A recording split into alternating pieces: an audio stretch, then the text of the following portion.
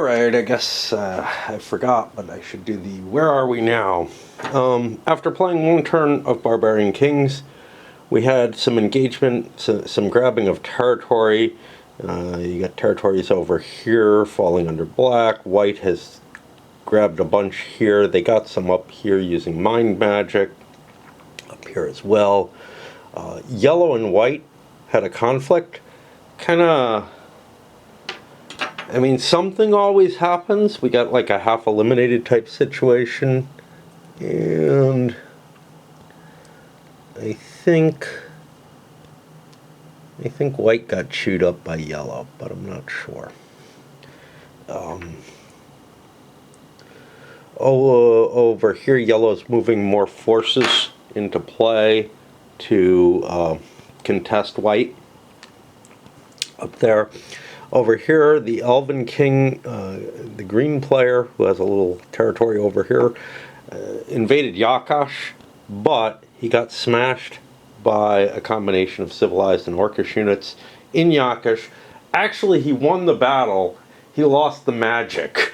He screwed up his necromancy roll and ended up feeding his entire army to the zombies that were raised and couldn't control them.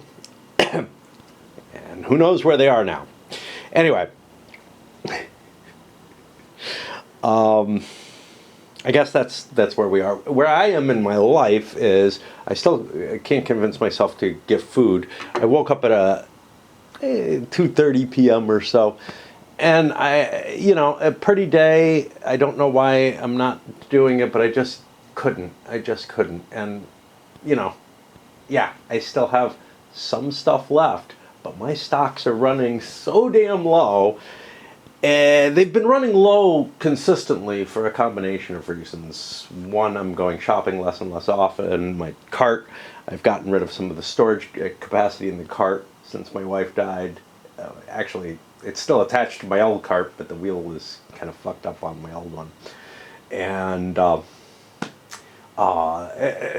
sort of the final blows were, well, one of the final blows was the inflation, which just like made it much harder for me to buy certain kind of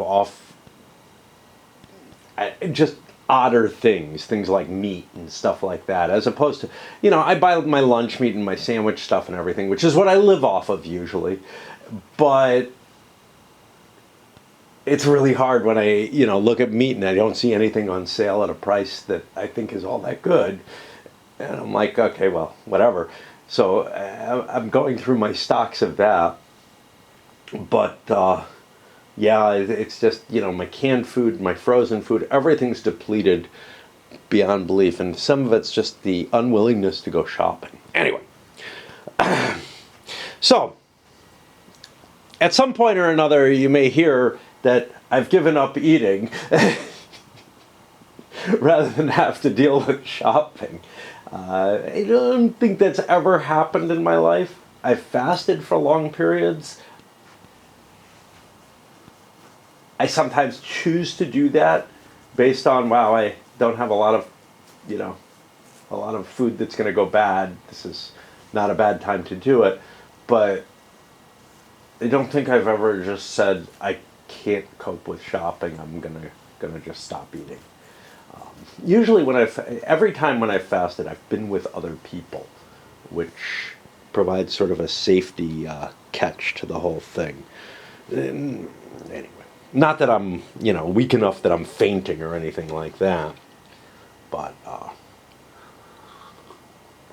don't know. Anyway, we're on the alliance phase. We have some players with mind magic.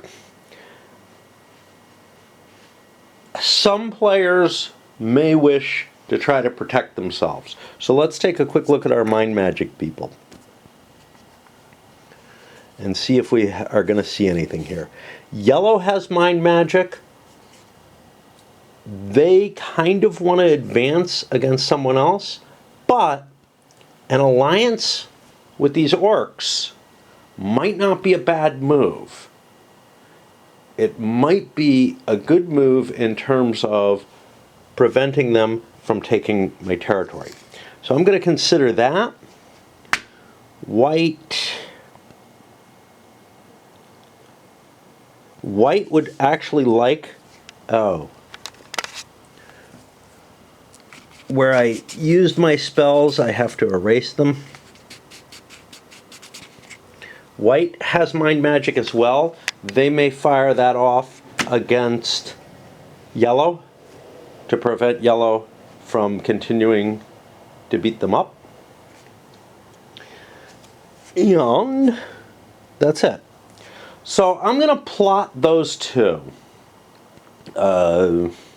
alliances that are being proposed, which is a white-yellow alliance and a yellow-pink alliance.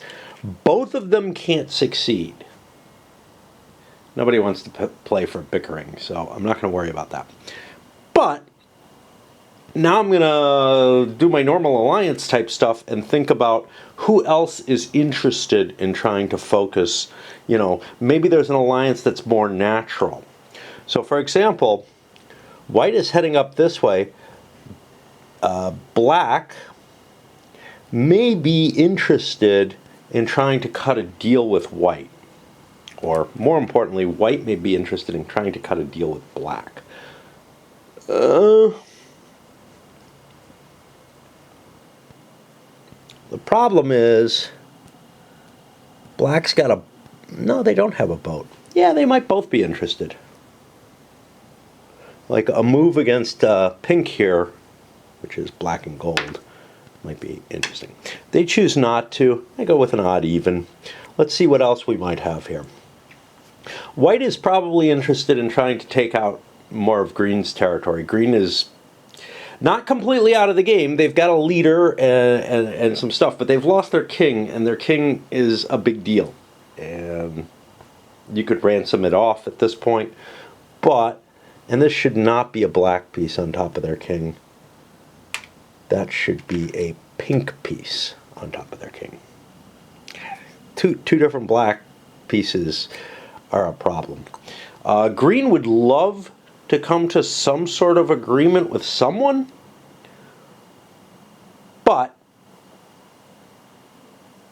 oh, and I'm going to do this way. Magic always takes precedence over any agreements. So if pink and yellow end up allied through magic, and they green and pink agreed to a deal, green and pink's deal is negated. So let's see. Green and pink are probably interested in cutting some sort of deal, just for the safety of each. Right? No, not at all. Pink doesn't necessarily want that. Pink and yellow, however, might have a deal. Yeah, I know, there's magic in there for that. They do not come to an agreement.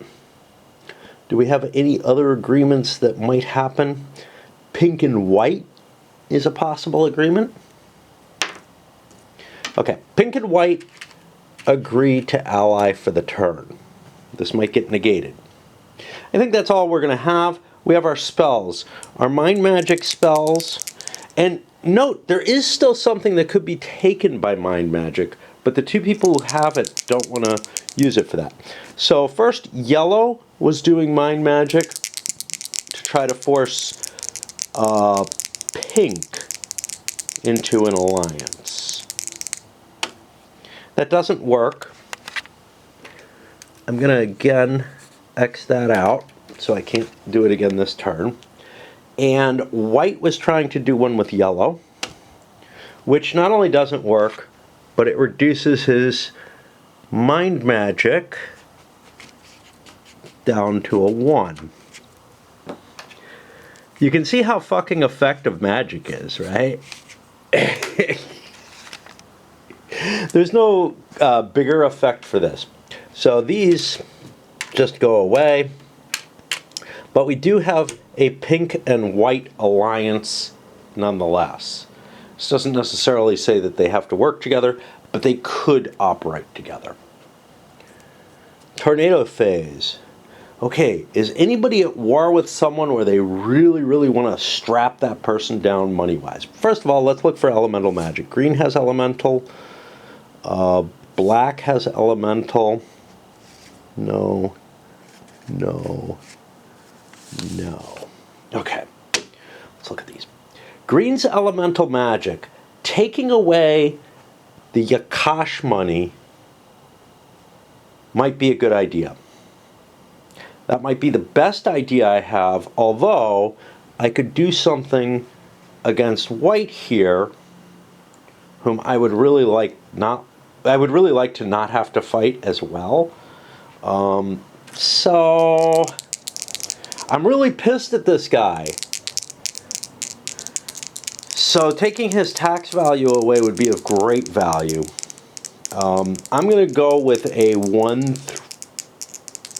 I'm going to go with a 1 through 4 on that. All right. So we're going to cast a tornado there. How are we going to mark these tornadoes? I have lots of other pieces I could drop on the board, but I don't want to go pawing through to get them. So I'm going to put a tornado there. That's yellow that's doing that. And then who else has elemental magic? Who might plot it? We had 2 of them here. Black, who is pink.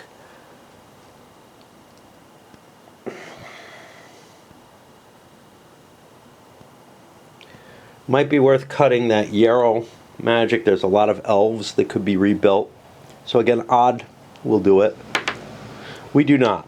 Okay, so green is going to roll their elemental magic, 1 or 2.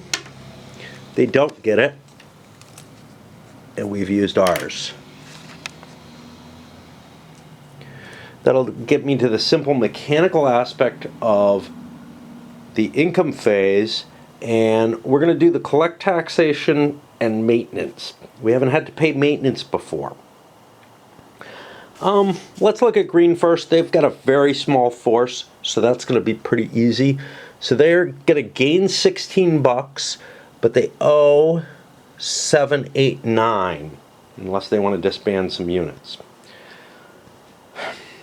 I don't want to disband some units, but I'm not happy with where I'm at.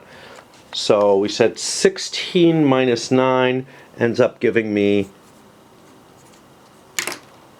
only 7 bucks. So all I have for building new units is 12. Now, that's enough for me to build a couple of Elvish infantry there in Yarrow, and I'm probably going to focus on Yarrow as the one place I want to hold, although I could build some civilized units or whatever. There is some civilized infantry there we could dice for. At this point, I feel like it's less important that I divide up the units, but I still think dividing them up is the best move, the way that I did them. Okay, so that's their income. I'm going to do the incomes for everyone else. I'll come back because some people may be losing money because their maintenance costs may be so high that, you know, I mean, here, I only gained 7 bucks, right? I had a huge quantity of money to begin the game. Ended up with shitloads of extra money. Like here I said 4 bucks difference. Here we got a 1 buck addition. Here we lost a buck for the yellow player, who's not doing badly. Their army survived, part of the problem. Here we got a 6 buck increase for white. Pretty potent. White gained a lot of territory, lost some armies. And finally, the black player also got a 6 buck increase. They weren't able to build a big force because of Starhome. Starhome's great for money. I mean, it's not fantastic, but it's pretty good. Okay, and now we're going to be at the purchase units. Nobody's got illusionary magic, so I don't have to worry about it. Picking out the forces for the various players. Green wants to defend Yarrow. It's the majority of my points. Now that means I'm leaving this open, which means I'm going to lose it because I don't have an alliance. Is that of importance? Yeah, because pink is available to invade me. Pink While I can build stuff at Therati, I don't have a lot of money. I only have $7. I can buy 6 orcs for $6. They're really cheap to build, and they're great to throw away as cannon fodder. Makes sense. Yellow, I wanted to build a dwarf here for this force, give me some flexibility, etc. And I want to garrison my elvish territory and try to get myself into position there. For white, ooh, I may have forgotten this unit. Let me count my whites again. I did. I ignored not only the unit, but the territory it's in, so I should have $4 more. That's going to change things. That's going to change things because instead of building 2 barbarians, which I wanted to strengthen my forces here, and it's not a bad idea to do, but I'm worried about Chesia here. Is anybody able to reach there? I don't know what capabilities he has. So instead I'll build 3 barbarians to give myself a more powerful stack up here. Yeah, I'm risking losing this, but that's okay. I can look on the board and I can say, you know what, I don't think he had march capability. He does though, and I know that, and he can make it. And yeah, which may mean that instead of advancing here, I have to fall back and defend Chesia, or Chessa. Okay, so these are the forces that I decided to build. Again, a bunch of barbarians here to fill me out and have a big force to face the Yellow King, who's Dwarves and Elven Alliance. Yeah, or whatever. But now I get to the black and white player over here. Now, I got actually the most money out of anyone here, and he has some potential conflicts. For example, he wants to build an elf. He might want to build more than 1 elf, but he wants to build at least 1. Now, 1 player has grabbed claim to 2 elves, and I'm going to take one of these elves away from him. That means this guy, to get to his $12, could build either a boat or an extra infantry. I'm going to actually build a boat with those with the extra money, because it's actually cheaper than my elvish cavalry, and it's more effective combat-wise. Sure, it's slower and everything, but I seem to be coastal, and I may have to defend against multiple sides. I don't think I'm going to take Yakash this turn. Okay, so that puts him at 5. He's got like 17 left. This is not the only elf I can buy. I could build boats and whatnot, but let's keep thinking. I want to buy a Swampers, because these are right up against people. So that gets me to 15. I have $7 more. $7 more. I've bought all the elven infantry I can because I'm dividing it up. So I will buy myself another elven boat. Again, I'm building the maximum forces with the expectation of taking some losses and whatnot. If you don't build up your maximum, you're at a disadvantage. You're going to have territory taken from you, and you're going to lose ground anyway. This is, again, it's a rushed game. I think it always is going to be. And now I'll just pay out these amounts and put the units where they belong. Nobody got any illusory units, and we'll be going to the magic phase, and I've got to swap batteries and do some bookkeeping. There is a shitload of bookkeeping in this game. It is at a level a little higher than Machiavelli. Machiavelli is a game where you have to plot your purchases, well, sometimes. I've got another one off my short list. Somebody made fun of it as being the whole damn list. It's not. It's the games that, you know, really, there might be some things that I picked up early on in my video history or whatever that are from that made it onto the short list. But for the most part, the short list stuff is stuff that I had before I got on BGG. You know, there might also be some older games that I didn't have that I really, really wanted that maybe deserve to be on there. I'm not sure. You know, I'm thinking about things like, oh, what the hell is it? Vinci, which I liked as a game. Back from the day, I played it a couple of times, but I never owned it. Although those less so, because they weren't things that I regularly was introducing to people. So the short list is really mostly things that I felt like I was introducing to other people over time and really liked throughout all that time. And I wonder why Wings of War is here, except that it looks, you know, it's a silly shaped box and it kind of looks like a Euro, but it really should be up with the wargaming stuff. There is some definite iffy stuff here, like, I don't know. We'll see. Anyway, let me do the bookkeeping. You know, it was a different era back then, is the whole thing. So what was the other game? Yeah, shit. Trying to remember. It's a Fantasy Games Unlimited called Middle Sea. I don't know my notes, so I can't mimic a Middle Sea.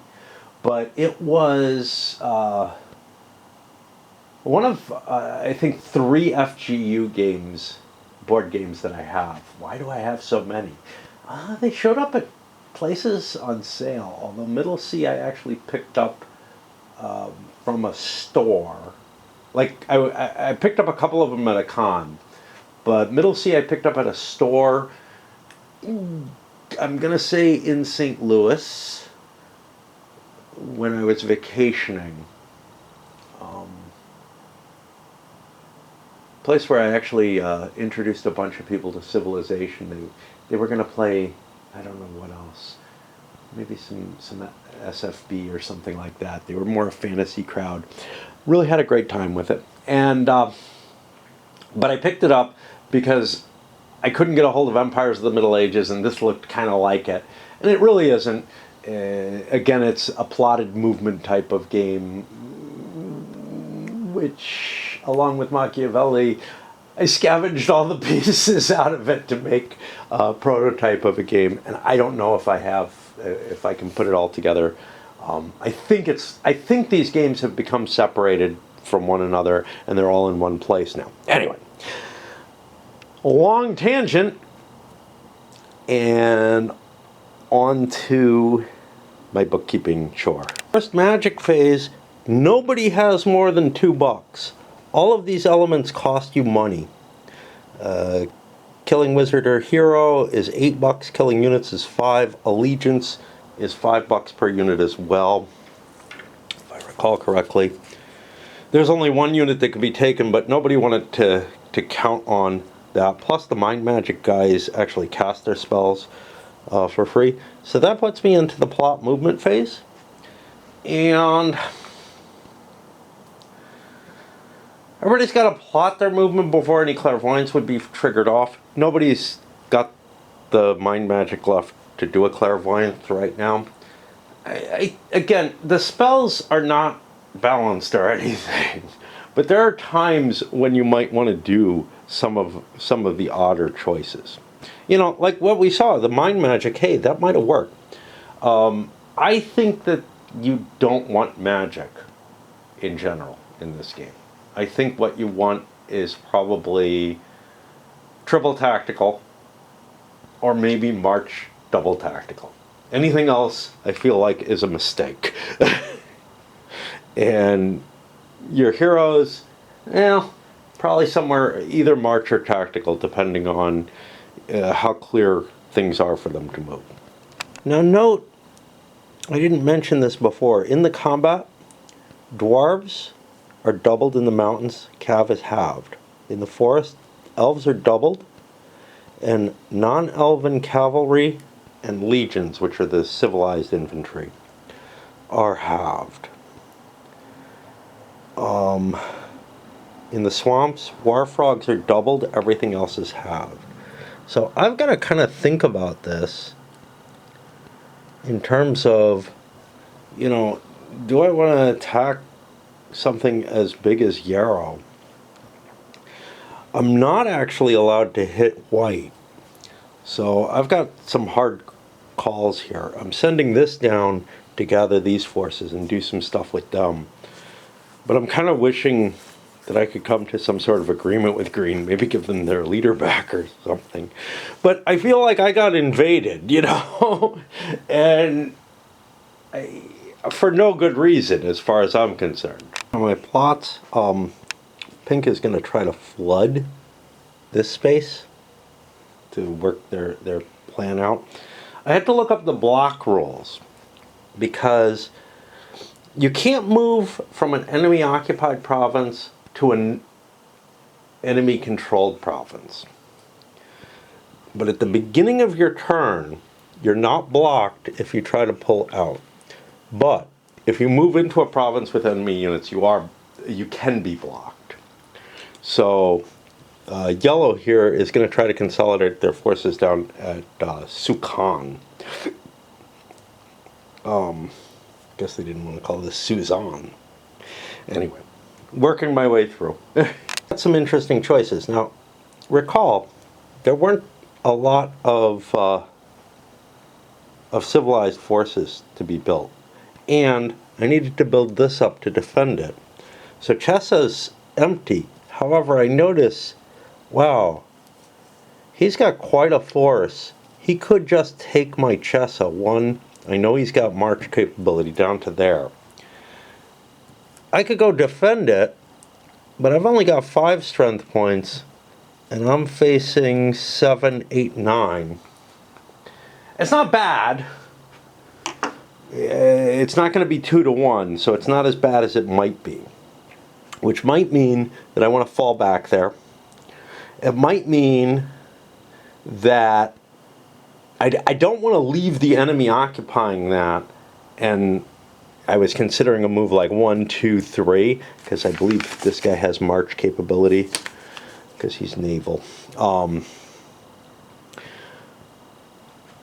That move would be really bad because it would put me out of the ocean where I might get fought, and in a position where Chessa is in the enemy's hands, which means he can then build this and any other civilized forces that get wiped out in this combat. So that would be a really bad move. The better move would be 1, 2, 3 if I want to be down there. Other options are to do stuff up here.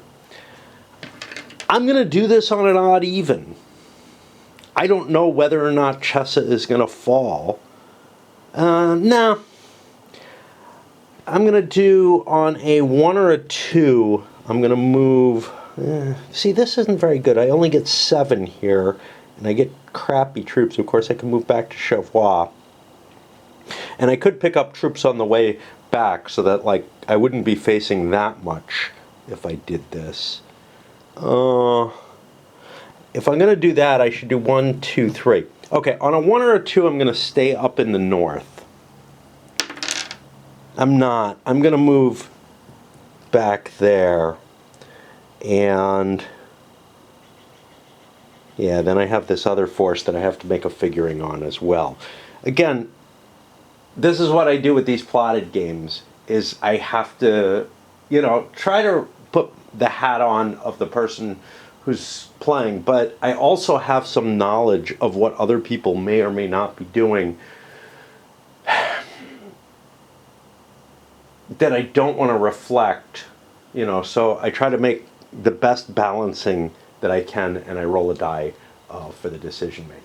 Here I tend to be a little bit more strict than, you know, if you recall with my die roll checks, where I was looking at other, when I was looking at what forces, what was it I was doing that I was rolling dice? Oh, the magic, yeah. The choices of the skills for the king. I was rolling dice for that, and I was fudging those dice all over the place. I don't like to do that much when I'm looking at this kind of situation. I like to visualize what the possible threats are, what the options are, set those in stone, and then, you know, I'm not going to reverse what I made a decision there for, usually. Diplomacy, sometimes you can do moves that are going to counter whatever the opponent does. So for example, with this guy, I'm going to do a move to 24 first, then to 20, then to 19. That means if he sticks here, I don't lose it to him. Well, but I might block this movement in the way and be able to fight him piecemeal, because I can't block him from leaving. I know I can move safely here. The question is which way I want to go. Well, this will give me an opportunity to defeat his force in detail. So I see it as an absolute optimal move to do this little ring here. And that I have march. My opponent actually doesn't, I think. He has no march capabilities. I don't know that, but you know, if he's coming and invading, maybe I catch him off guard. Maybe his movements go differently than I expect. I don't have to block if I don't want to. So if he's got forces, let's say this force moves in here and this force moves here and then here, I might be able to catch half of his force or something along those lines by making a choice of blocking or not blocking. It might not be a great idea because I'd be giving up a space, but we'll see. It's the sort of stuff you used to be able to do, well, you still can do. I haven't played it in so fucking long. I used to do a lot of that kind of figuring out in diplomacy, where it's like, yeah, I move a couple of my units into one space to bounce out, but that'll bounce the enemy out instead of supporting my way in and trying to get there. Like, you can defend 3 spaces with 2 units in diplomacy is basically the answer there. Maybe. Maybe. You know, that's a really... That particular situation is a really naive and simple one. But there are others that are more complicated, set chains of actions. You might end up actually moving... What I saw as more impressive was when somebody moved in with support with 2 of their units in such a way that they could, like, force that they're not going to move any of their pieces, but that they can hold the line. You can create these kind of defensive structures. And that's kind of what I'm trying to do here, is that similar kind of cleverness with movement block. Black and white player, I've set things up in a really interesting situation. Just the way my kingdom or whatever is designed, I have 2 interesting attacks I could make. I could come up here and combine all my forces in Thereti. A valuable space, might take the orcs out if somebody's going into Yakash. I don't think they are. Facing probably a limited amount of troops. Sounds appealing. But almost equally appealing, now my swampers...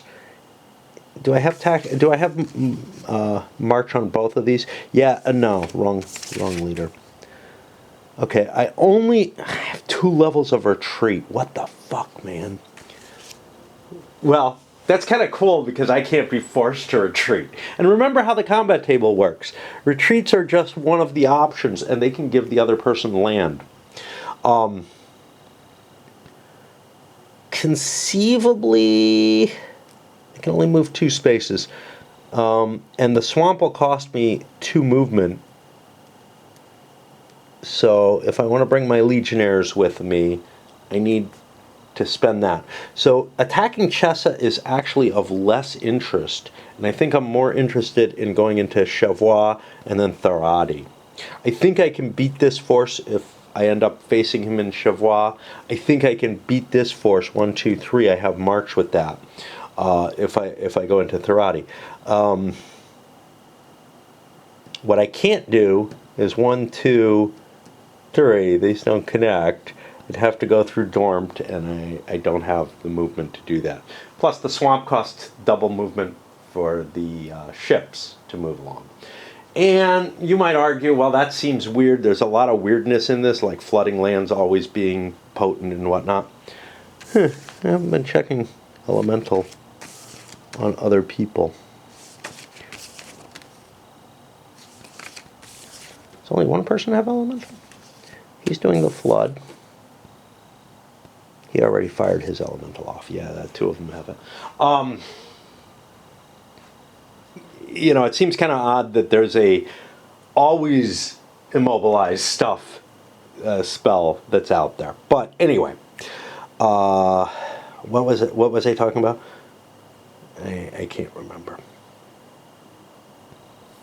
Anyway, I think I'm going to combine and hit Therati, thereby leaving Chessa open, which is something that he might have been able to figure out from the situation, but he didn't. You're often not as focused on your enemy's choices, and it doesn't really matter because he probably could have taken Therati with just this and take Chessa with that and be in a huge position. But I know this has 3 movement because it went 1, 2, 3. So, you know, there's information that's out there. He knows that there's a possibility for this to go back here. He decided to defend. Screw it, I've got no one attacking me. I want to gain something. I kind of see something of the Australia type principle, right, from Risk, where like these things here, nobody's going to go for them. They're so far away from everybody. It might change. When these boats come around here, it might change the nature of stuff as we flood it out. Now, nobody did clairvoyance. Nobody has mind control left. Stormy sea or mountain, free sea or flood. We have a flood that was plotted. And that's in 21. We'll roll our elemental of 2.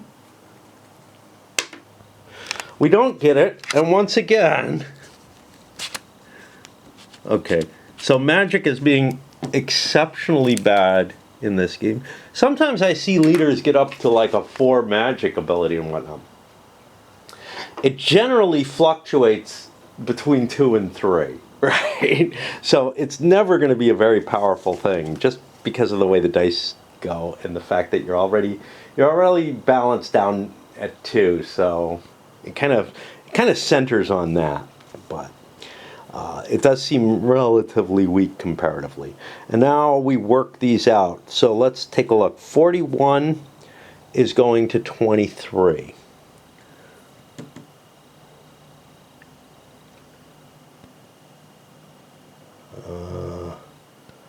Having trouble finding who's player 4. Oh, that's him. Okay. So he goes into 23 and gets his little green cube on top of him to indicate he's taking it. I'm going to pull away as I do all the plots, and I'll come back and show you what happened rather than do it in real time, just to save a little bit of time. After the first pulse of movement, we've got yellow gathering up here, white move down here, this guy, of course, retreating.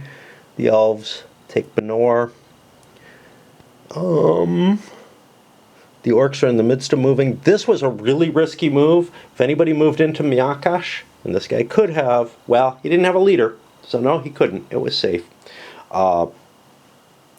He could be executed, but yeah, there's no leader there, so nothing's going to move. We take the C here, and this guy takes Chavois, which black is becoming very, very powerful over there. Next pulse. Thing that I consider kind of obnoxious about the game. So all the yellow units are moving into Suka here, and at the same time, this unit is moving into Arkan. And that's life. They just pass each other by. And it's a way that like forces can pass one another without conflicting, which is kind of weird as far as I'm concerned. And it's something that you kind of have to coordinate as you're doing it. Let's see the last ones here. 51 went to 15. And 50 went to 34. Now we got something interesting going on here, which is number 31 here, which is in the pink side, has orders. It moved here, then here, That was 2 of my movement points from my leader. These still haven't spent movement points, so the leader could lead them forward. However, I have to check the block rules. These did not start the movement in that space, so I do believe that they are going to be blocked by this. Kind of interesting is the concept of blocking is not actually spelled out in the rules that I can find. Oops. By the way, I looked at the stuff on the Jolly Rogers. First of all, it's a different map, which maybe is of some value. Like maybe it creates a more balanced situation or whatever. Apparently, there were problems. It's using like wooden pieces with stickers on them. I'm not sure that they follow the same rules as this game does. I don't know what the hell it is.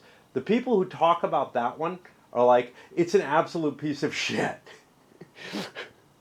It's all under the same entry in BGG, which is kind of a shame because it appears to be a significantly different game. Now, they've done this, where they're like, oh, each different edition of a game gets a different entry now.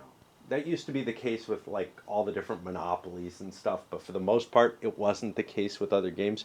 So like the Jolly Rogers one, Barbarian Kings is in a place where like the old GDW Imperium is at, where there's people who are like trashing it for a reprint that has very little to do with the original game. At least with Imperium, they completely fucked that up. Might have been 3rd edition or whatever. There's been several editions of this. Many of them are the exact same game, but there's a few of them that are the Jolly Rogers edition. Like, there's a Japanese printing of this. There was one in Command Magazine, I guess. Or another magazine came out with a reprint of it. I don't know how any of them are, right? Like, the only one I know is this one. And you can see what it is. It's got its flaws. It's also got its interesting points. Where the hell am I? I was on the second move. Nobody has a third move except this. Anyway, what I was saying is there's no rules for blocking. The only thing that's hinted at in blocking is here.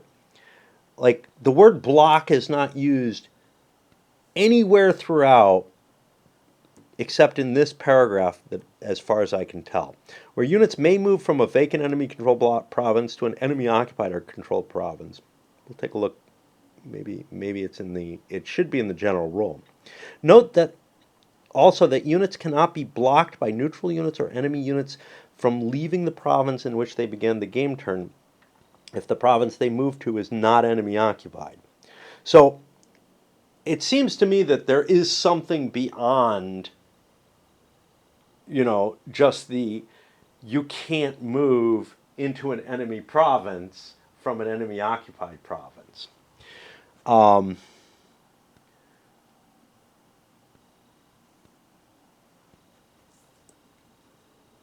they've got how to plot, how to execute. It says follow the detailed within the movement rules. This is the movement rules here, right? Like there's nothing else.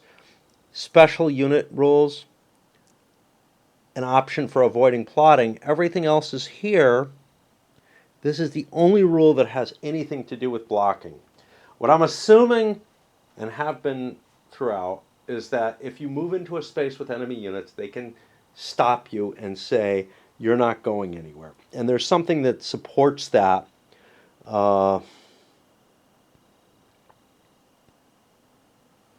Might actually be in combat or something.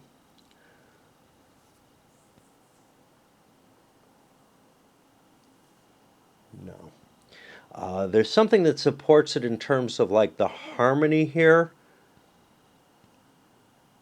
Or alliances. Where are alliances covered? Here.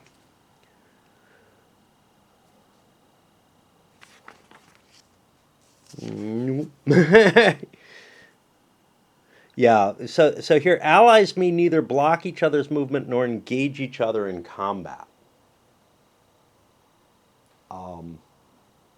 Again, the block could just be what is referenced directly in the rules, which is that you can't leave a province and go into an enemy occupied province. But I feel like it's something else, sort of like an interception type thing. Otherwise, all kind of weird shit is going to happen with the movement. So I've been playing it the way that I've been playing it. Anyway, that is the end of the actual movement. That means we're getting to the combat phase after we... No, no, no, no, no, no. I got one more move. Ho, ho, ho, ho, ho.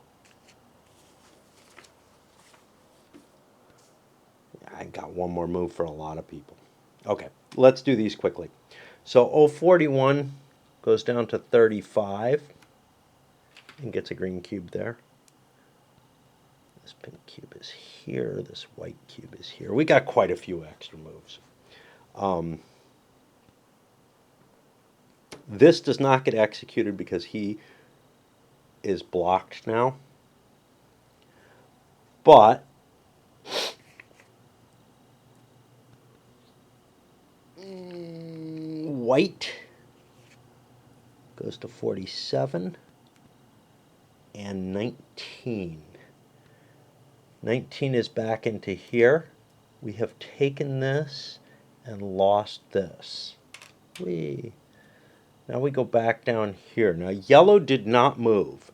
So we've lost this territory, but are still in a fight for it against both yellow forces. Not the optimal situation, but we could end up winning this whole area and being in a very strong position against yellow. And then the last one is 51, also moves into 34 here.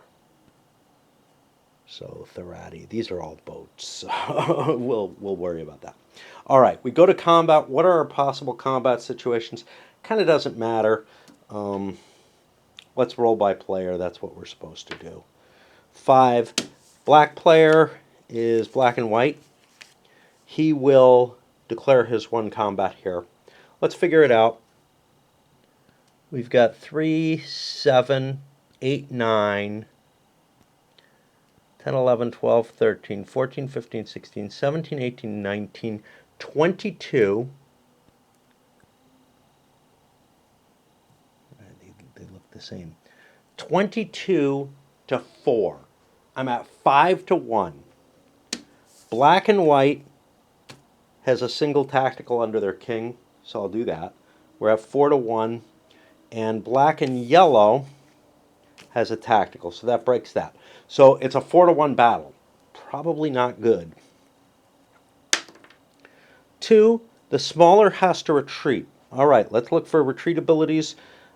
This guy has a 2 retreat ability, so he gets to choose where this guy retreats. I can't send him into enemy territory. Well, I don't want to send him into my territory, so I'm going to send him up to Zan. This is going to convert to black, but Zan is going to go pink.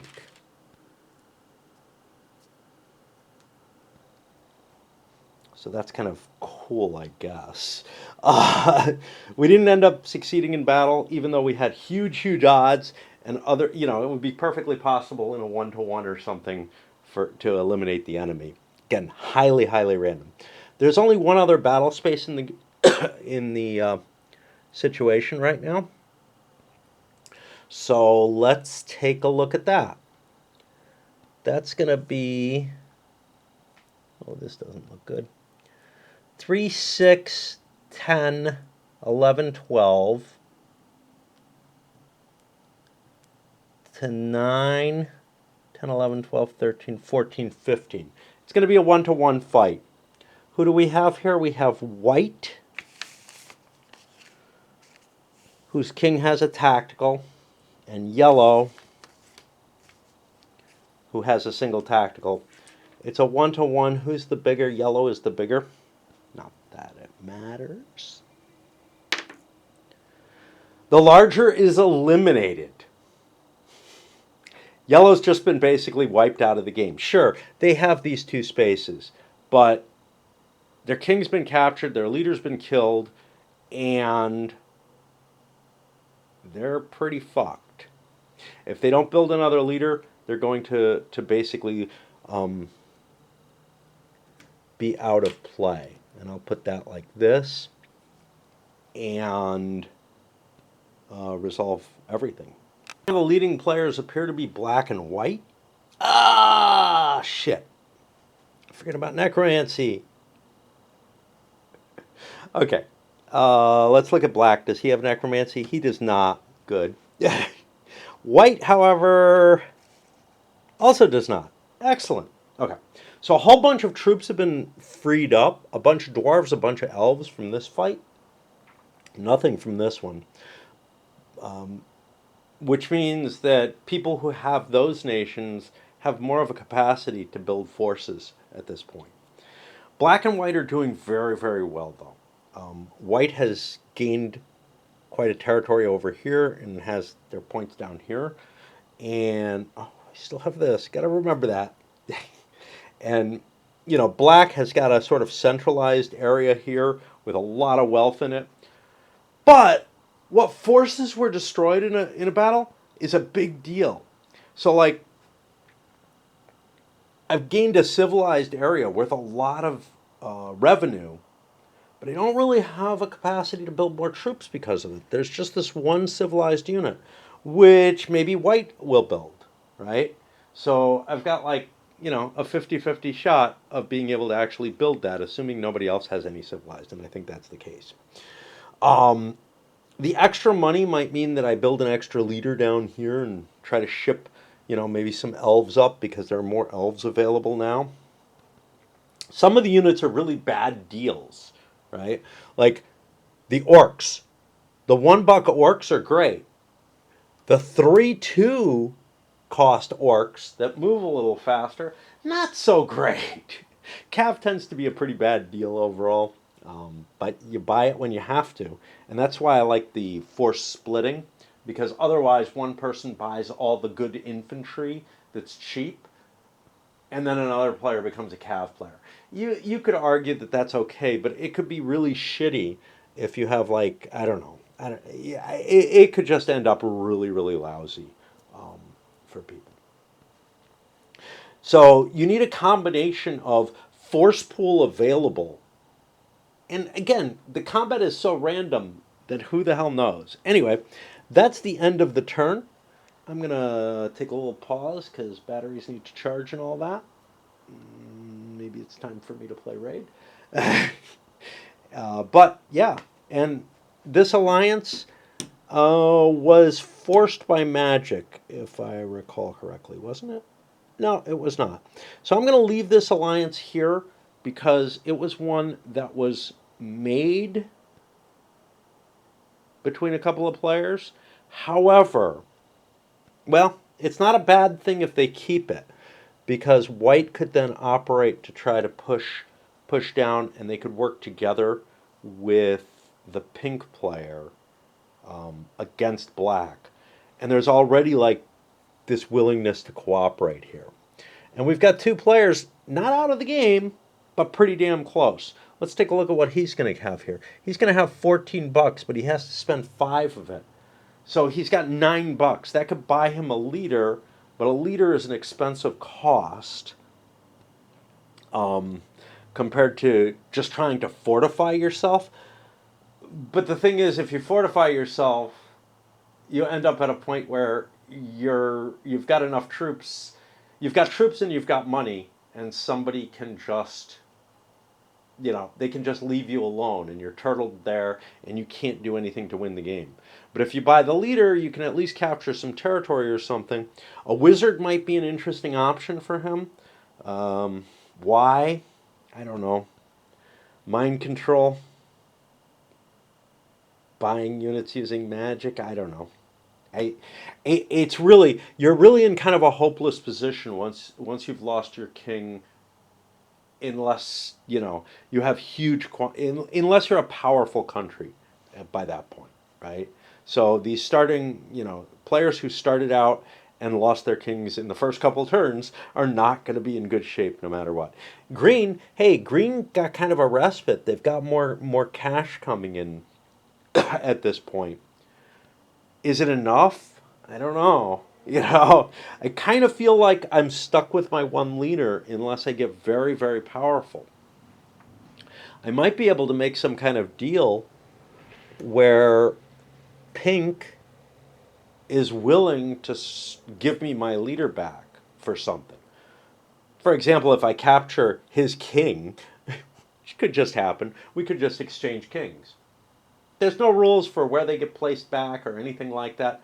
There's a lot that's left up to the imagination in this game. A lot of cases that are just, not spelled out. I rather like that. I feel like players can come to a reasonable solution to the things that aren't in the rules. And it makes the rules easier to digest. It gets you the core of the game, and then you get in habits, house rules, whatever. Not good for tournament type play. That's no question about that. But it opened things up in a way that I like better. However, a lot of people hated that. They wanted the Avalon Hill rules, which tried to nail things down more, and to me felt bloated, just like a lot of modern rule books feel bloated.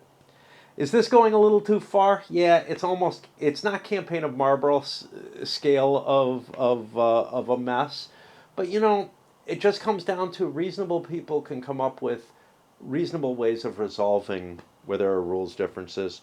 Usually, I would bring a game to a group, and I would be teaching it. They would rely on me to make rules interpretations. If I couldn't find a rule like that, I would bring it up clearly. Hey, here's what the problem is. This rule doesn't exist. There's nothing that handles this, but this is how I think we should resolve it. And then everybody either agrees or you have a dice off or something like that, right? Personal crap's interfering a little bit. I'm not like, oh, I've got some, big commitment to something. No, I've been sleeping more and eating less and not going shopping and whatnot. And yeah, I can afford to eat less, but mentally it's taxing.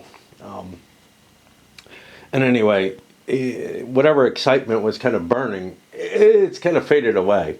But let's see if we can stoke it back up. I've got some long playthroughs in Raid going on, so I should be able to bop up and down. Oh, we got a bunch of mind control possible. There's also the big question of whether pink and white want to keep their alliance and whether or not there are other alliances. So let's look for my mind control people. Well, first let's erase used magic. Okay, so one of my two mind control people is one of the two kings that's out of play.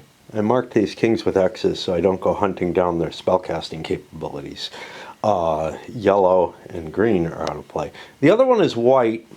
They feel like they have a fair chance of maintaining the magic that they have. By the way, first of all, the randomness of magic, like, oh look, you have a 1/3 chance of getting a spell off, feels incredibly powerful, like incredibly impactful on the game. But also, think about the necromancy, where it's kind of like a crapshoot. Hey, did I actually win this battle or lose it? Type of feeling. Given what you have, there's no exchange rating. The combat results table could be significantly reworked to create a very different game.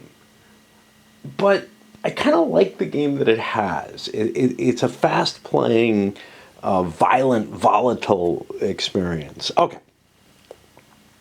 So let's do some die rolling thoughts about alliances. First of all, both pink and white are very happy with this alliance, I would say.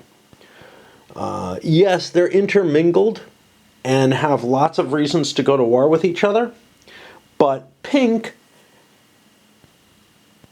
has another problem on their border, and white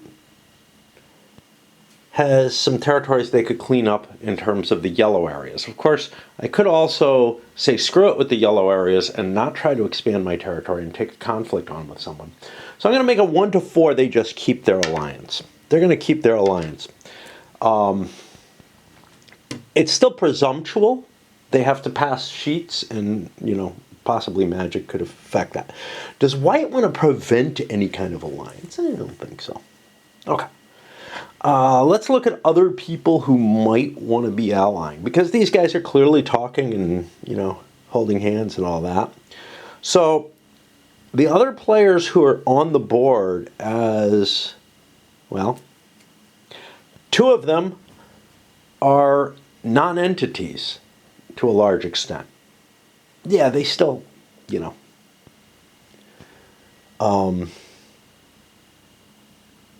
green still has a hero.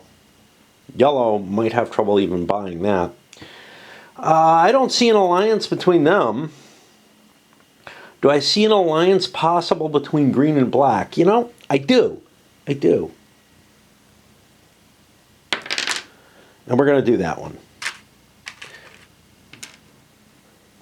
Even though green doesn't have a king, they're still functional enough that there's something of a threat to black. They have a shared border. Screw it, let's work together. Shared interests here. It would have been possible for green to maybe move into the pink-white alliance. I don't feel like black's that much ahead at this point that white and pink feel like they have to do that. But, and it may be more difficult at this point because of the black-green. If black and green hadn't made their alliance, I might have thought of that and tried it, but they've already agreed. So that's all we're getting there. Let's look at elementals. Is there anybody who wants to take some big tax bucks away from someone else? Feels like they're the only one with elemental magic who's left on the board. Pink feels like this is probably their best use because you don't really have to count on it. If it works, I get an extra magic point and I get to take away 8 treasury from the black player. No go. His value is right now a 1. Alright, time to figure out our finances. Green is unfortunately at -$4.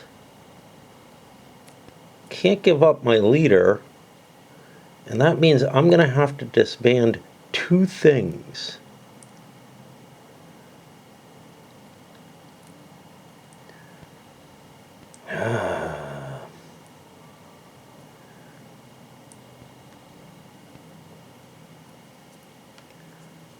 I'll disband these 2. This is the first time, you know, like I said, costs are high, and just having a leader on the board, that's costing you $4. He's only bringing in 20 a turn right now, right? 10, 13, 14, 15, 21 a turn. I must have been adding wrong. Let's look at these back. This was here, this was here. That can't be right. 3, 6, 7, 8, 14. So I've got $7 left, not -2. And let me fix these things I erased. Hard to do it one-handed. Okay, 7 extra bucks means that I probably actually want to bid on something. What am I doing? Well, one of my thoughts was, hey, I could sail through here and take some relatively undefended white spaces. That's appealing, but I think I'm more focused on either trying to sail or attacking pink. I'm not really happy with what's going on, actually. 7 extra bucks, sure, I could buy another boat. I have 2 boats, 2 infantry. So I gotta kind of decide what I'm gonna do here. Am I going to go with a naval tactic, or am I going to go with more of a land tactic? Naval tactic could actually bring me around up here instead as well. I feel like with the amount of boats I have, buying yet another boat is not unappealing. So this is 5 and gives me 2 strength points. So each strength point costs me $2.50. This is 2 and costs me 7, each gives me 3.5. But this is 3 and costs 7. So it's actually more economical. So I'm going to buy that, and I think that gets me to a 0, if I counted right. Right? 6, 7, 8, 9, 14, and 7 is 21, which is what I paid out. I don't know what I did. Maybe I was adding their costs together. I think I must have been, but not for the hero. The Orcish had to give up $3 of their of troops in terms of maintenance costs. They ended up a little below. And they have some very expensive stuff. Remember, they were forced into buying, well, they ended up buying cavalry to begin with. They're keeping that cavalry because the cost difference is too high, even though this legionary infantry is very good. I thought about, hey, maybe I disband this whole force and build up some dwarves or something, which would be wise. However, I'm also thinking I can make a quick stab down here to grab some economic value. So that's kind of where they're playing. Spends everything they want to buy a leader back. I'm going to give them the same tactical rating. It could be iffy. March might be more valuable because I'm in crappy terrain for my 2 different forces. So if I wanted to consolidate my forces and bring them somewhere, like say Yakash, a march ability would be better.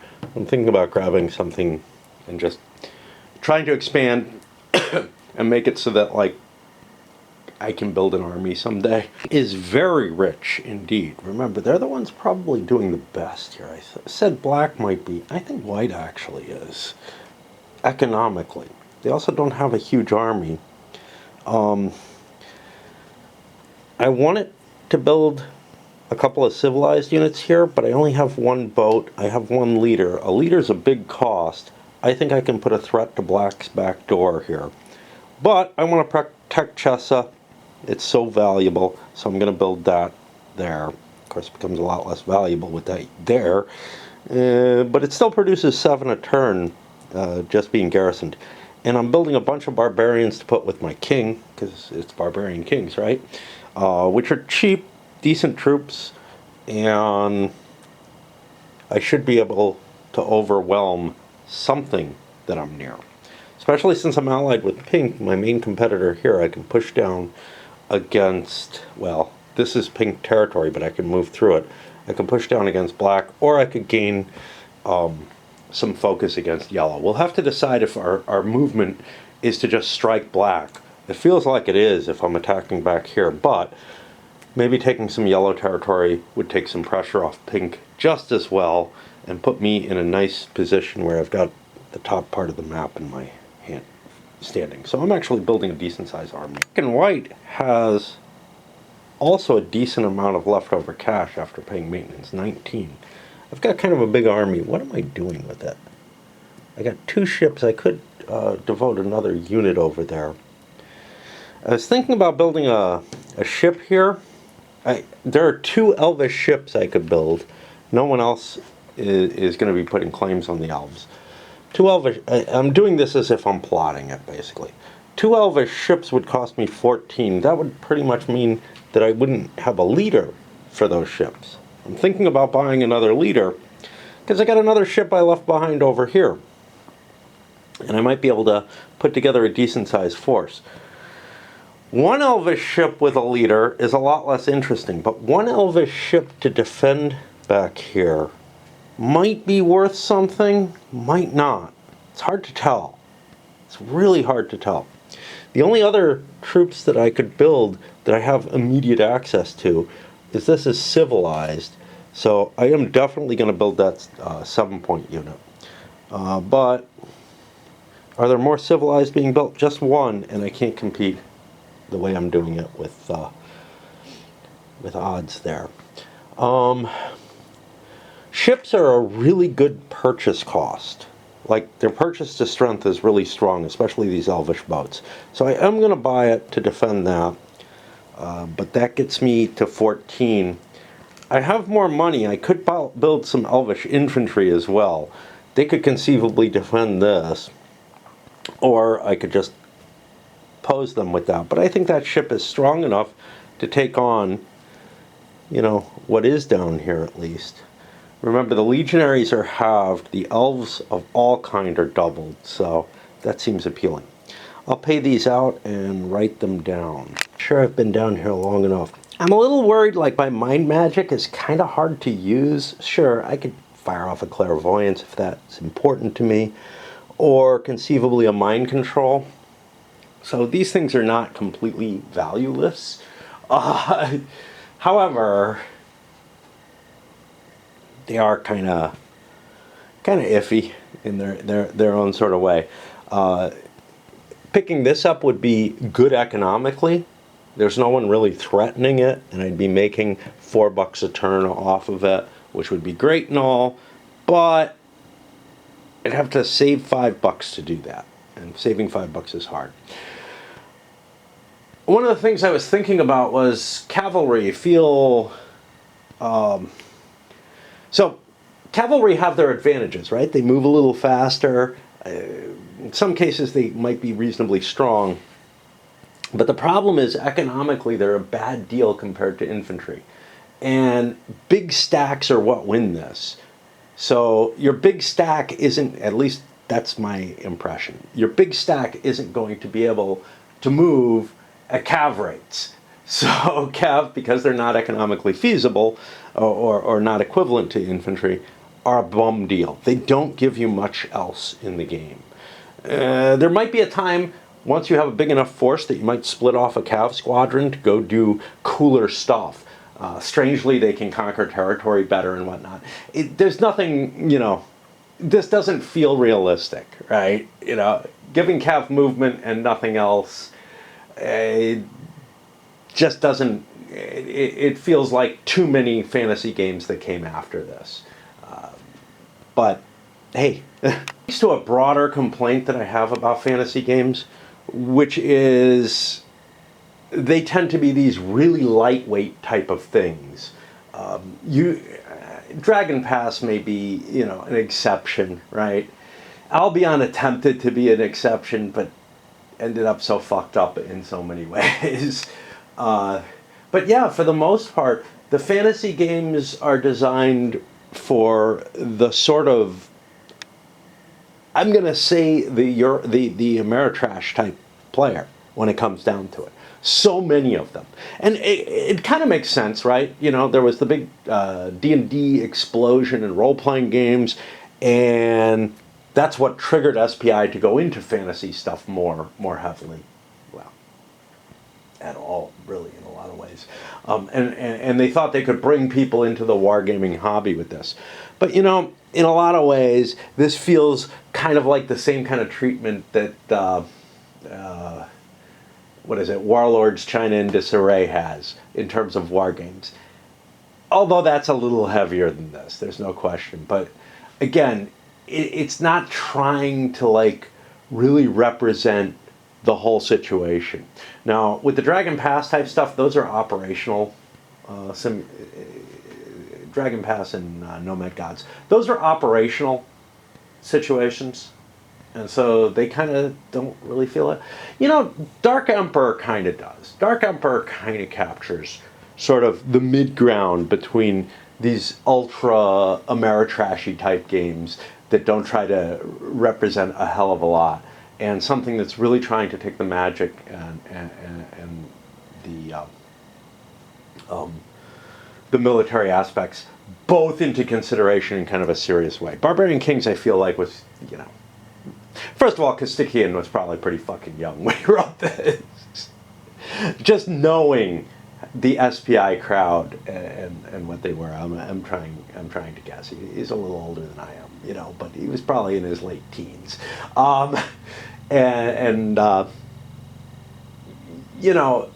Taking it that level further to the more wargamey type thing, taking it to where it's really treating the magic and the military aspects both seriously. There really isn't a hell of a lot. Scandinavia, I think, does. Dark Emperor kind of does. Both of them in a different sort of way. But there's a conversation, a thread on BGG, and I'm like, all along I was thinking about using. It's one about, hey, is there, a tactical fantasy game, and I'm assuming board game, although a lot of people are putting miniatures forth, and that's a fair, You know, miniatures did cover this kind of stuff, where both the military and the magic was well handled. But something that handles command and control and, you know, stuff like that nicely. People adapted minis games. What didn't happen was people didn't really adapt the fantasy games into that flavor. And it's kind of a shame, but you can see an argument of why.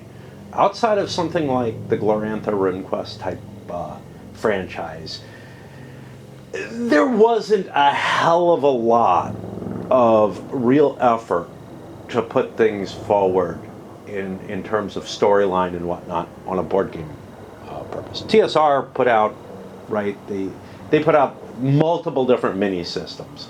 I can think of 3, I think. I'm not sure. Swords and Spells was the best that I saw.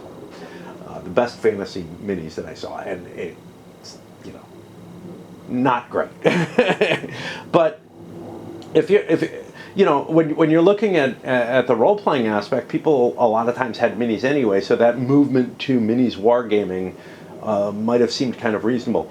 But the big thing is, you know, you don't have historical battles where you can reproduce the maps, etc. So outside of a very, very the tiny realm of like Glorantha, it's going to be really, really hard, I think, to find people who are willing to design war games based on that storyline. So then what you end up getting is from IP type stuff. So you got a couple of what did you get, like Sauron and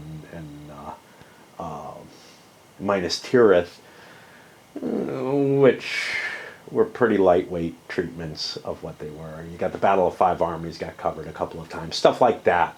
And I know Battles of Westeros handles some of the Game of Thrones stuff now, but that was a much, you know, that's recent, right? But there just isn't a lot. And what I'm looking at or looking for is something like a GBOH treatment, a GBO fantasy, you know, where, but one of the problems is you can't do that generically, right? Because each fantasy world has its own magic, and the magic is just completely different, and they have their own types of units that would interact differently and everything. So it becomes very, very complicated to treat something in that kind of detail. Of course, GBOH is also relatively modern.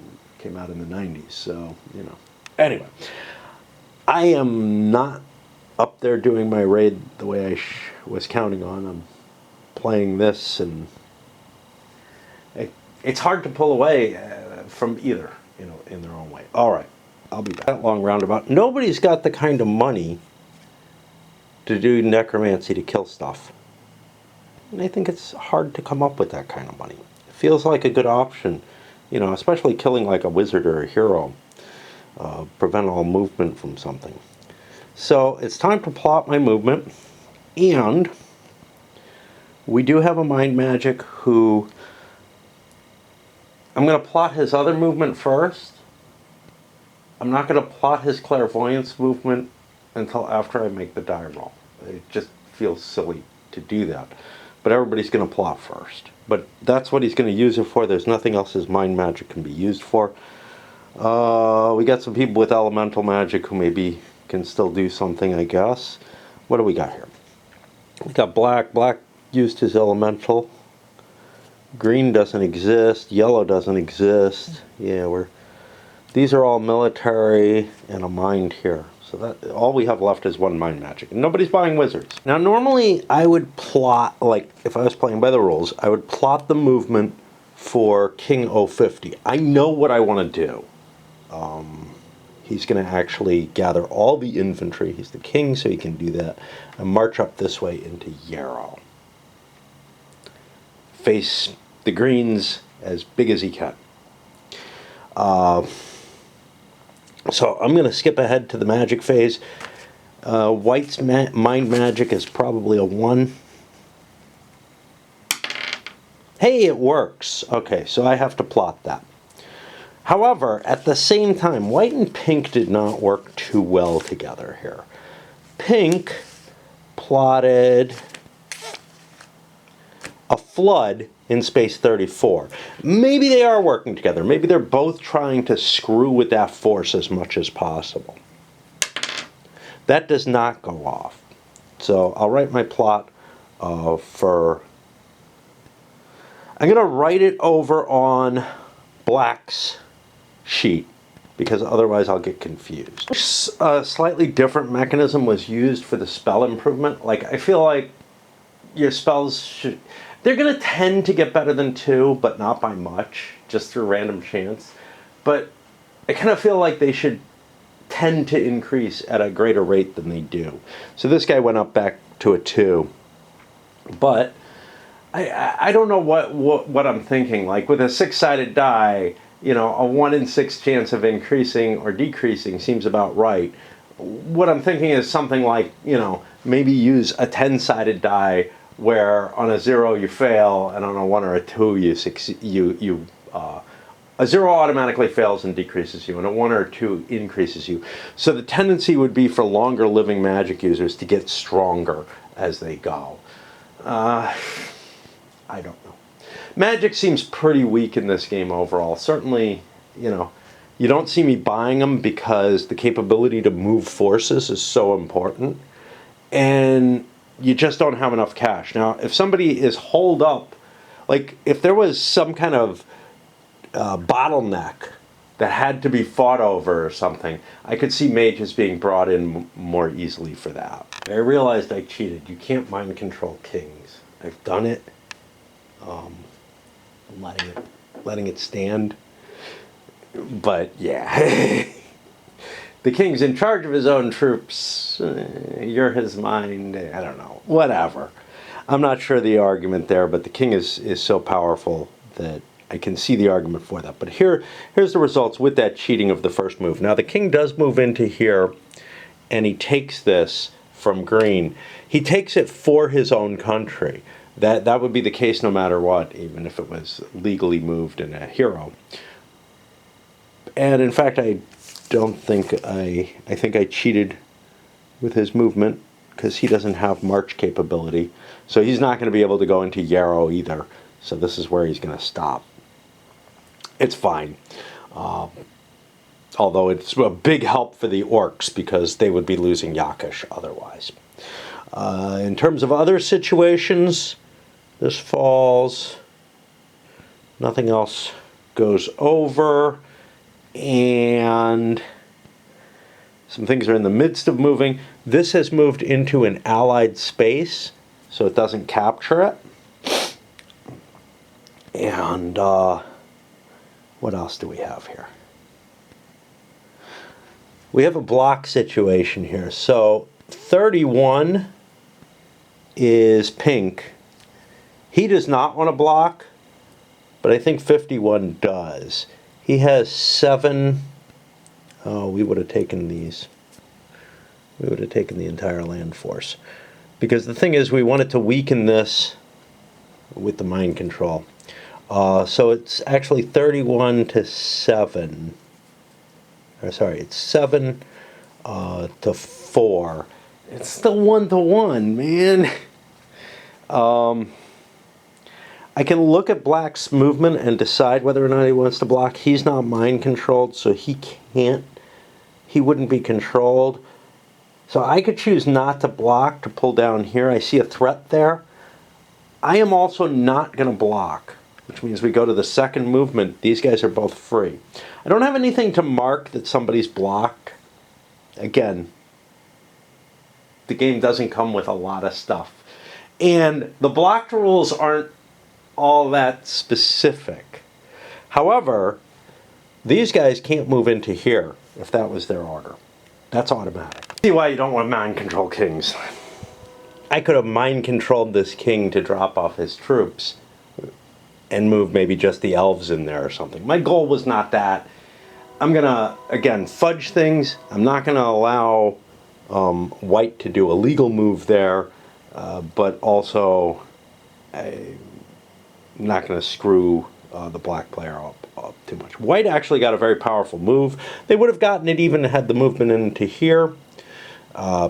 Pink moved up into here. White moved into Theradi and into Starholm, taking 16 points of territory this turn from black, which is pretty damn big. Over here, this guy was moving into there. There was an enemy force there to begin with. He can't do it, but he does end up taking this now. So, I don't know what happens. His move was blocked. I think now that it's no longer blocked, he would continue from where he went, but he's used up an extra movement point, making shit up here. And this guy sailed down here, which is what he wanted to do. He didn't particularly want to fight the battle, given what's going on. But we do have a situation up here where, yeah, nobody's blocking, but there's going to be room for a battle. We hit the third round of combat, of movement. Okay, and as we move into the combat phase, we see some more shifts of territory. Chamois Falls. Like I said, white's doing incredibly. They're probably not going to be allied to pink anymore after this. This went pink. What did we have? We took Wiss with the airmen here. And we're going to have one battle. Trying to think where I am in my raid game. I think I got another long battle. I think we're left with only one battle, and again, this should not have happened, that mind control. I'm not going to ever allow that again, but I just didn't want to go back. So, 6 orcs and 6 of these. What is mountains? Have cavalry. Okay, so I've got 9 strength points to 6. It's a 1-to-1 fight. However, I have my leader, who is 030, who, sorry, 031 it has to be there. No, 030, who has a tactical. So I take that to 2-to-1. That's a big deal. That's the big jump. We get a larger retreats. I will retreat into Yakish. I don't want to be anywhere else. Do I have retreat ability? I can choose not to invoke it if I have it. Yeah. And we're not going to have any necromancy. What's happened to really change hands? Well, green has gained the airmen. Whoop, whoop, whoop. White has gained a lot of important territory. They've actually connected their realm. Except for this. Doesn't really mean a hell of a lot, but whatever. They're presenting a threat here, and there's sort of a 3-way conflict in place here. Now, there is an alliance between white and pink, and they're 2 of the 3 ways, over the seacoast down here, as opposed to the land coast. I mean, I don't know. Don't ask me. Pink has kind of a disjointed realm. They managed to hold on to this. They managed to hold on to their capital. They got to be fairly happy with the results of the turn. They didn't lose anything, but they also didn't gain anything. And what they're seeing is their ally is becoming really, really potent. And they may be better off switching sides and joining with black. And or maybe green.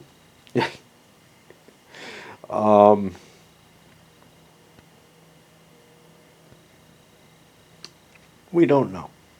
Anyway, that's it for this. I'm gonna put another turn on the next video, on this video, just because I don't feel like loading things up. Honestly, I don't feel like doing much of anything anymore. You know, so much of my life is spent sleeping or playing computer games, and I'm not just talking Raid. Yesterday I went and I played this adventure game that I started playing. I think on Saturday or something, Friday, just to, pass some time or whatever. And that kind of had me sucked in, and some other crap that I was doing, just not really wanting to, I did some dishes, there's that at least. I mean, another load. The only mind magic we have is in White's hands. Do they want to enforce maybe the alliance they have, or a different one, by plotting that? especially given that I can't do what I did when I cheated and plot a king to move. I have a lot of territory that's accessible to green and no one else, or to pink and no one else. So I think I'm going to plot the mind magic.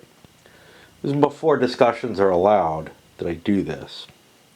And we'll see where that ends up. What do we got here then? Pink and black have a reason to go to war against white. So we're going to see if they can come to an agreement. It's going to be an odd even roll. We get odds. So we're going to have a pink-black alliance being formed. Do they want to throw anyone else into it? Is green a threat? Green is a threat to white. We might try to draw green in as well. Black and green are friendly. They can't get green into that. So I'm going to discard these. This is no longer of any value to me. The white-pink situation, well, is if white can't ally with pink, the question here is, can white go and say, hey, yellow, I want to ally with you, and we'll write an alliance. My spell would cancel that. Can you, let's write an alliance that includes pink and one that doesn't, essentially. And let's take a look at the Mind Magic Harmony. The cost one specified player to ally with another specified player. Yeah, so I don't think I can force an alliance between yellow, white, and pink, which would be advantageous to convincing yellow. Does yellow want to join an alliance with white? Maybe, you know. But green might as well. Let's see. I feel like the case is stronger for green and white to make an alliance. They do not. So then we go to yellow-white. And they also do not. So we're going to get rid of this.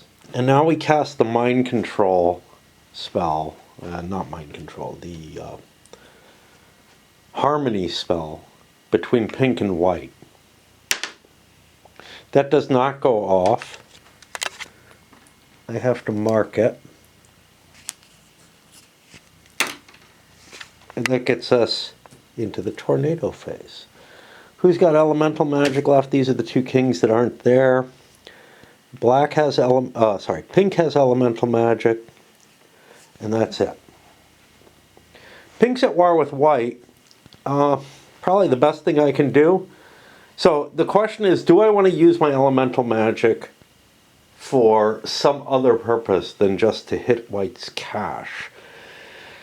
It's so iffy. Again, I'm going to choose not to, and I'm going to go for Chessa. We do not get it. And we mark that off. And that'll get us to the income phase. I'm going to go up and see if the fight that I started in Raid is completed. Kind of an interesting place. I'm going to tell you what happened after maintenance. I've picked some purchases out for yellow. They're the only one who had $10 left. Okay. That was easy to do. I'm sitting in Elven territory. I can build some Elven forces. That makes sense. The black player ended up $3 short. I dismantled this ship because I think the land forces are more important. This ship wouldn't be good enough.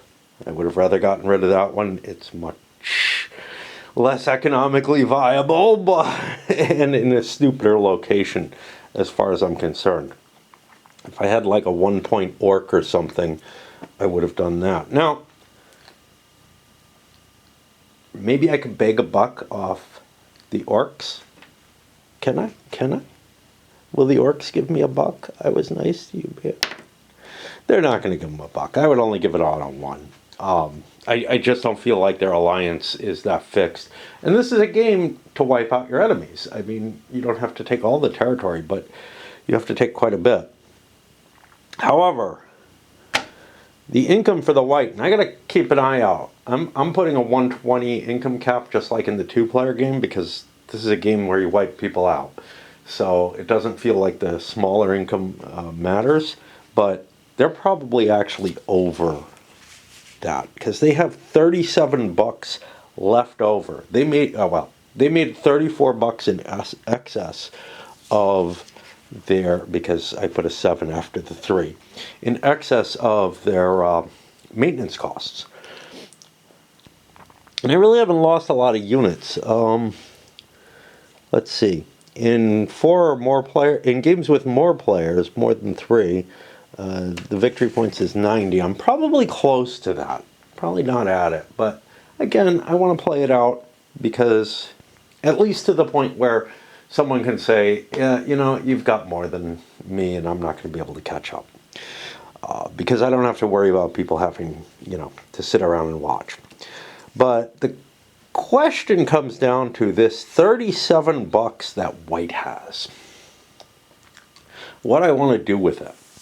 I can't build anything here. I can build some additional feudal troops, and that might be a very good idea.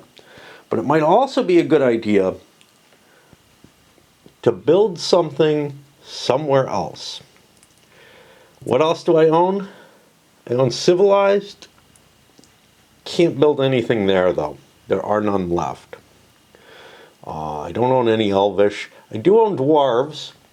So I might build troops and a leader to do something. Another option might be, yeah, and of course I could build a mage, you know. My leaders for white both have, well, this one only has March. So that might be a bad choice. I could discard him, get the 4 bucks back and put a tactical leader there. Or I could have one leader to lead the force to move and one leader to lead it in combat, making sort of a light king. It's expensive though, so I don't tend to do that. But what I could do is start a force up here. And what would that give me access to? Because I could build some boats. There aren't any infantry, and the cav, well, cav is 3 bucks per strength point, which I consider out of contention. But with 37 bucks, I can build a leader and a bunch of ships and be able to do something interesting. Or I just view mages as so valueless. I'm not allied with anyone. I would rather take on pink and white, pink and black, than green and yellow. I feel like green and yellow are sort of pink's problem. We'll let them cope with that however they can, especially since since pink is holding green's king. So I think I'm going to gather up some points. I can also add whales to my building. A couple of whale units. They can't be used at all on land, which kind of sucks, but whatevers. I spent 34 of that 37. Most of it's going to go into building a nice big naval force to deal out of Courseland and try to grab stuff from this direction. I gave myself another march ability here. This time I wrote it in pencil. I had enough money I could still buy a mage after that, but instead I'm buying a bunch of these crappy feudal troops. They're like expensive orcs when it comes down to it. They cost 2 to build, but it's still not that bad. 2 to 1 isn't horrible. It's not good in terms of cost, but it's not bad the way that like elvish horsemen are. And those are going to go in Chevois. There's not going to be any conflict here, so I'll just record stuff. Despite the name of the game being Barbarian Kings, I never pick a barbarian to start with because they have low income. But their troops are kind of good. Cheap, but there are a fair amount of them. And getting control over so many of those, that may end up being quite a powerful position that our white player has here. That's going to put me to the magic phase. Nobody has enough money to do any of this. So then we go to the movement plot, and I got to check upstairs. This plot is kind of complicated. I'm thinking this guy wants to withdraw, and I figured that out. This guy wants to advance down this side.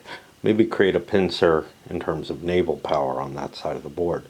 This stack, I'm saying, hey, it's got to be big enough. Now I can paw through the troops and see it's probably 1-to-1 no matter what I do. But I've got more capability for loss. But the question is, do I want to move into Tharadi and then Sashak? Or do I want to pin this down? Tharadi might be valuable in terms of blocking this off. I'm going to go for a 1-to-2 for Tharadi, but otherwise I'm just going to try to push forward deep in and try to take pink out. Okay, so we're going to do Tharadi first. I don't know where we go from there. I'll roll more dice, but this big army has to face one of the forces. That would indeed be 1-to-1. It's closer than you'd think because there's dwarves and stuff in here that are pretty strong. That gets me to the end of that. Does anybody have mind magic? I don't think so. What magic is left? It should just be necromancy by my count. And there's none over here. Yeah. The mind magic's been used. The elemental has been used. The necromancy has not.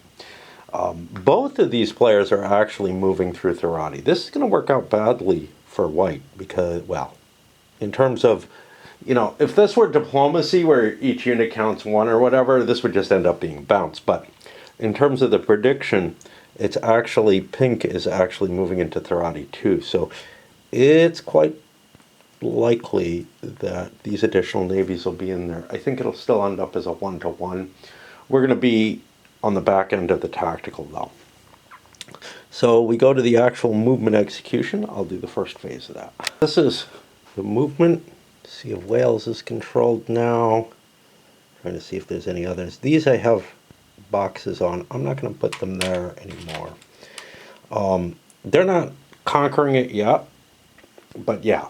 Now the question is, do they declare a block? It's such a weird situation, right? So like, everybody could agree we're just going to walk by each other and not fight. Which, you know, it won't change the ownership. So if nobody wants to block, they don't have to. I think white is going to block. They're actually at a combat disadvantage here because their tactical's not as good as the black king is. But that's life. We'll go to the next round. He has more than 3 movement allowance anywhere, so we're hitting into the combat phase. After a couple of cubes get moved around. Oh wait, no, there's a 3rd movement point that I did not account for. That was the 2nd movement point. There is a 3rd move. Okay, on to that. Nobody has more than 3, that's true. But I only did the 2nd move there. Here we have a couple of land grabs. Zahn has fallen. Oh, this fell. I didn't catch that before. And Benor is once again greens. And we can see green decided to leave a unit behind just to defend the position. Probably not wise. It's probably best to carry your troops with you, but we'll see. And they're coming up. They're wanting to pretty much wipe yellow out and take control of that corner of the map and see if they can be one of the 4 players who have, you know, some kind of reasonable presence. Right now there's 3 players who have a reasonable presence. Green and yellow kind of not so much, but if green can absorb yellow's territory, they will be in a place where maybe they can contest with what's left. Probably not. It's very hard to come back from defeat. And I think that leaves us with 1 battle, which is here. The 2 black stacks will be combined. Guess we'll count it up. I don't know. 2, 4, 5, 6, 7, 8. They're different players. 9, 10, 11, 12, 13, 14, 15, 16, 17, 18, 19, 22. And I think it's about the same here. 1, 2, 3, 4, 5, 6, 7, 8, 9, 10, 11, 12, 13, 14, 15, 16, 22. Is that the exact same amount? Probably.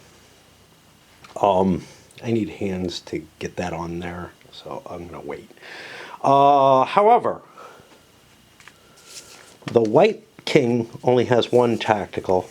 The black king only has one tactical, but the pink king only has one tactical. How about that? What happened to my double tactical? Was that green? I swear somebody had double tactical. Nobody managed to get double tactical? Seriously? I thought I had a combat. Okay, I guess not.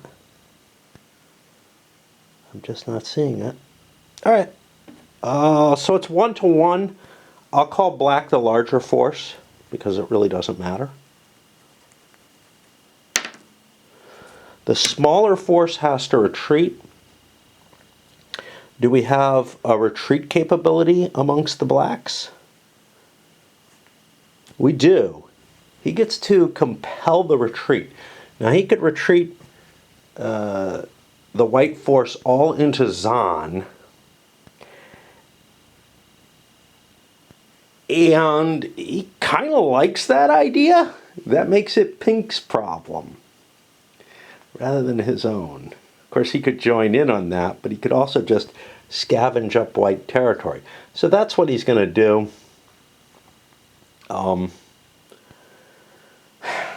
He's the king, so I guess he would be the leader anyway. There's no rules for that.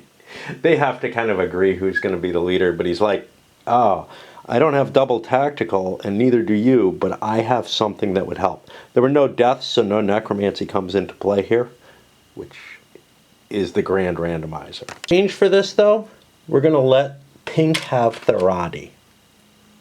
Pink's not doing as well, although they may be now, because they just grabbed 2 8-point areas. But the idea that I can advance in this direction, we can continue with the alliance and whatnot, all seems like a pretty good reason to say, yeah, Pink, you can have this. This is going to be hard for me to defend. I don't know about that. You know, screw it, whatever. But let me go take this stuff. You deal with the big problem. I may need to actually use the white army to help deal with the big problem, though. That's the issue here, and they're going to have to negotiate that out a little bit further. That's the end of the turn. I'm going to load this one up, and, you know, it feels very Ameritrashy. It really does. You know, when you think Ameritrash, you usually think things like Axis and Allies and Fortress America and stuff like that that came out with the plastic minis and everything.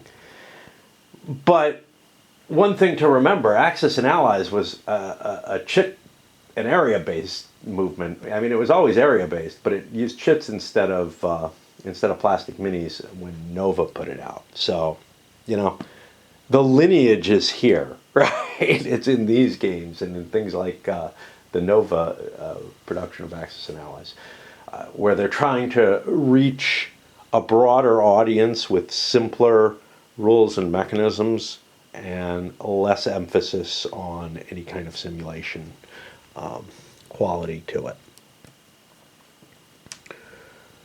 All right, up it goes.